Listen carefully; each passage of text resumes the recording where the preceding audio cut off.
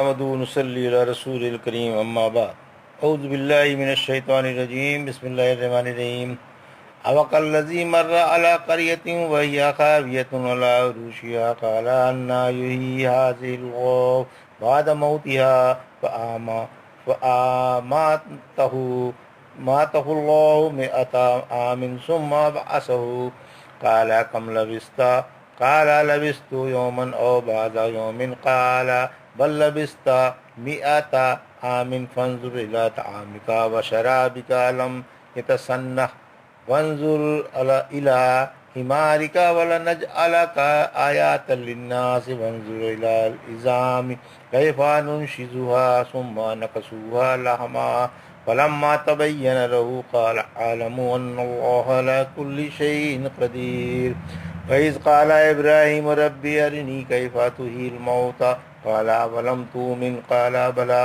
ولكن ليطمئن قلبي قال فخذ أربعة من الطير فصرهن إليك ثم اجعل على كل جبل منهن جزءا ثم ادعهن يأتينك سعيا وعلم أن الله عزيز حكيم۔ ابھی آپ نے سورہ بقرہ کی آیت 259 اور 260 کی تلاوت سماعت فرمائی۔ ان آیتوں کا ترجمہ اور تفسیر اس طرح ہے۔ اوکالذی مر علی قریۃ وہی خاویۃ علی عروشها قال انا یحیی هذه اللہ بعد موتها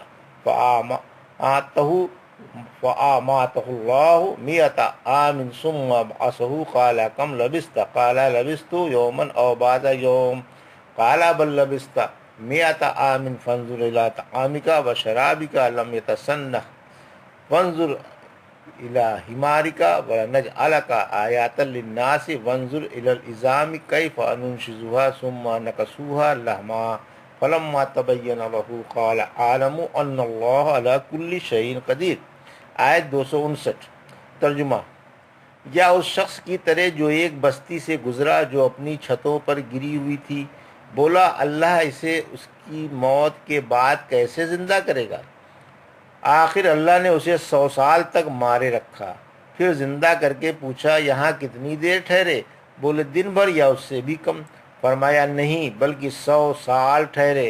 اب تم اپنے کھانے پینے کا سامان دیکھو، ان میں سے کوئی بھی خراب نہیں ہوا، اور اپنا گدھا دیکھو، اور تاکہ ہم تمہیں لوگوں کے لیے ایک نشانی بنا دیں۔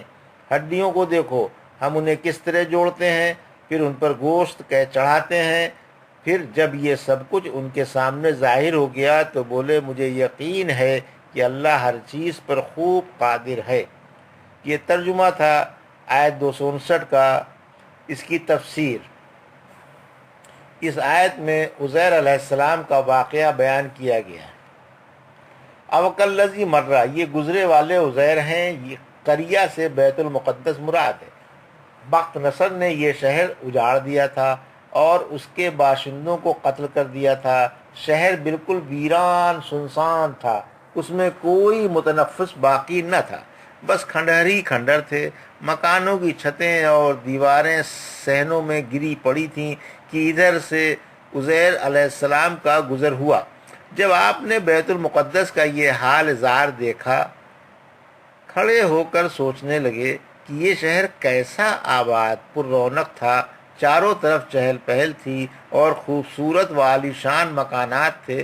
افسوس اب اس کا حشر کیا ہو گیا؟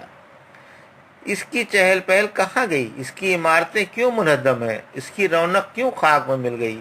سوچتے سوچتے یہ بھی خیال آیا کہ اب اجڑنے کے بعد کیسے آباد ہوگا؟ اب تو اس میں نہ کوئی انسان دکھائی دیتا ہے اور نہ کوئی گھر، کھنڈہر ہی کھنڈہر نظر آتے ہیں۔ بھلا پہلی سی چہل پہل، پہلی سی ہمہ ہمی اور پہلی سی آبادی کس طرح ہو سکتی ہے؟ آپ کے دل میں اسی قسم کے خیالات گزر ہی رہے تھے کہ اللہ نے آپ کو اس جگہ فوت کر دیا۔ آپ کی وفات کے 70 سال بعد پھر بیت المقدس آباد ہوا۔ یہودی چاروں طرف سے آ کر یہاں آباد ہو گئے۔ پہلے سے بھی زیادہ رونق اور چہل پہل ہو گئی۔ عالیشان و خوبصورت مکانات بن گئے اور لوگ بڑے عیش و آرام سے یہاں رہنے سہنے لگے۔ پھر اللہ نے عزیر علیہ السلام کو پورے 100 سال کے بعد زندہ کیا۔ جب روح آنکھوں میں آئی تو اللہ کی کمال صنعت کا مشاہدہ کرنے لگے۔ آپ نے پہلے تو اپنے تمام جسم میں زندگی کی لہر دوڑتی ہوئی محسوس فرمائی، پھر جب پوری طرح زندہ ہو گئے تو اللہ نے آپ سے فرشتے کے واسطے سے پوچھا کہ یہاں کتنی دیر ٹھہرے؟ فرمایا 1 دن ٹھہرا یا اس سے کچھ کم، چونکہ دن نکلتے ہی فوت ہوئے تھے اور غروب آفتاب کے وقت زندہ ہوئے، اس لیے سمجھے کہ ایک ہی دن گزرا ہے، کیونکہ سورج غروب ہو رہا ہے، اور چونکہ ابھی سورج باقی تھا اس لیے یہ بھی فرمایا کہ پورا دن بھی نہیں، کچھ کم ہی ہے۔ اللہ نے فرمایا کہ آپ پورے 100 سال کے بعد زندہ ہوئے ہیں۔ کھانے پینے کا سامان دیکھیے، کہتے ہیں آپ کے پاس انگور، انجیر اور کچھ پھلوں کا رس تھا، ان میں سے کوئی چیز بھی خراب نہیں ہوئی تھی، نہ رس بگڑا تھا، نہ انجیر کھٹے اور متعفن ہوئے تھے اور نہ انگور ہی بدلے تھے۔ پھر حکم ہوا کہ اب اپنا گدھا دیکھیے۔ اللہ آپ کی آنکھوں کے سامنے گدھا زندہ فرمائے دیتا ہے، جیسے اللہ نے لوگوں کے لیے آپ کو زندگی بعد الموت کی ایک نشانی بنا دی۔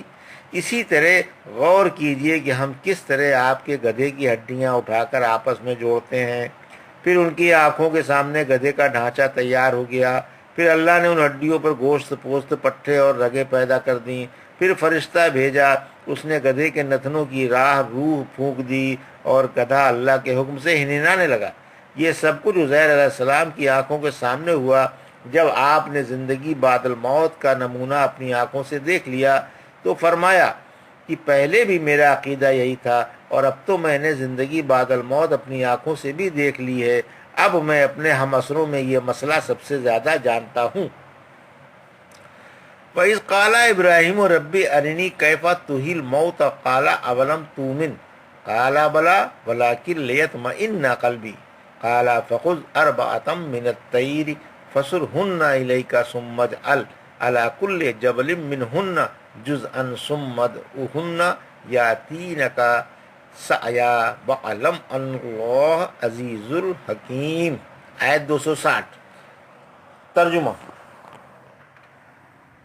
اور جب ابراہیم علیہ السلام نے کہا اے رب مجھے دکھا کہ تو کس طرح مردے کو زندہ کرتا ہے، فرمایا کیا اس پر تمہارا ایمان نہیں؟ بولے کیوں نہیں، لیکن دلی اطمینان چاہتا ہوں۔ فرمایا 4 پرندے لے کر انہیں اپنے پاس رکھ لے، پھر انہیں اپنے سے مانوس کر، پھر ٹکڑے کر کے ہر پہاڑ پر ایک ایک ٹکڑا رکھ دو، پھر انہیں آواز دو، وہ تمہارے پاس دوڑ کر آئیں گے، یقین مانو اللہ غالب و حکمت والا ہے۔ آیت 260 کی تفسیر۔ خلیل اللہ کا مشاہدہ زندگی بعد الموت۔ خلیل اللہ کے اس سوال کی ایک وجہ یہ بھی بتائی گئی ہے کہ چونکہ آپ نے نمرود سے فرمایا تھا کہ میرا رب ہی مارتا ہے، جلاتا ہے، اس لیے آپ علم الیقین سے عین الیقین اور مشاہدے کی طرف ترقی کرنا چاہتے تھے کہ کہیں یہ دہریہ یہ نہ پوچھ بیٹھے کہ کبھی تم نے رب کو مارتا جلاتا دیکھا بھی ہے، تو آپ کیا جواب دیں؟ اس لیے آپ نے مشاہدہ زندگی بعد الموت کی دعا مانگی۔ اللہ نے فرمایا کیا یقین نہیں؟ بولے یقین تو ہے، مگر دلی اطمینان میں اضافہ چاہتا ہوں۔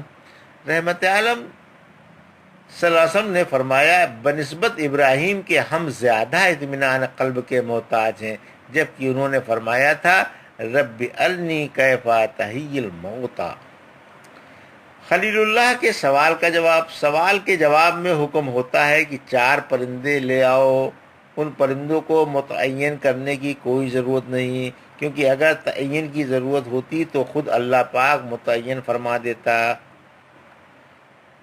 فَصُرْهُنَّ إِلَيْكَ یعنی 4 پرندے پال لے، پھر جب وہ مانوس ہو جائیں تو کاٹ کر بوٹیاں کر لو۔ چنانچہ خلیل اللہ نے 4 پرندے لے کر پال لیے، پھر انہیں ذبح کر کے ان کے پر اور کھال نوچ کر بوٹیاں کر کے آپس میں گوشت کو ملا کر ہر پہاڑ پر تھوڑا تھوڑا گوشت رکھ دیا۔ یہ پہاڑ 4 یا 7 تھے، اور ان کے سر اپنے ہاتھ میں لے کر انہیں اللہ کے حکم سے بلایا۔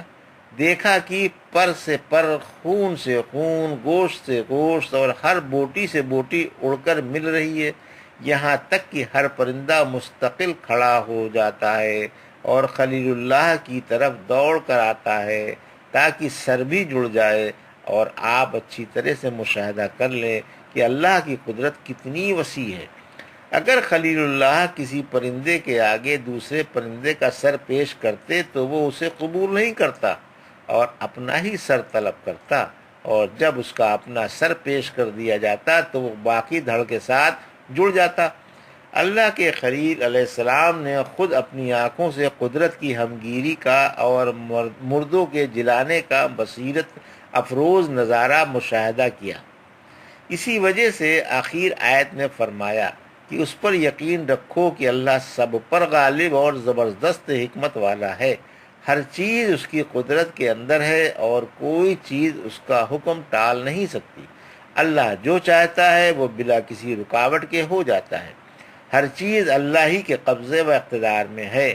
اللہ اپنے اقوال و افعال میں اور شرعی اور قدری احوال میں بڑی حکمت والا ہے۔ یہ تھا سورہ بقرہ کی آیت 259 اور 260 کا ترجمہ اور اس کی تفسیر جو ابھی آپ نے سماعت فرمائی۔ بارک اللہ لی و لکم فی القرآن الحکیم و نفعنا ایاکم بآیات الذکر الحکیم۔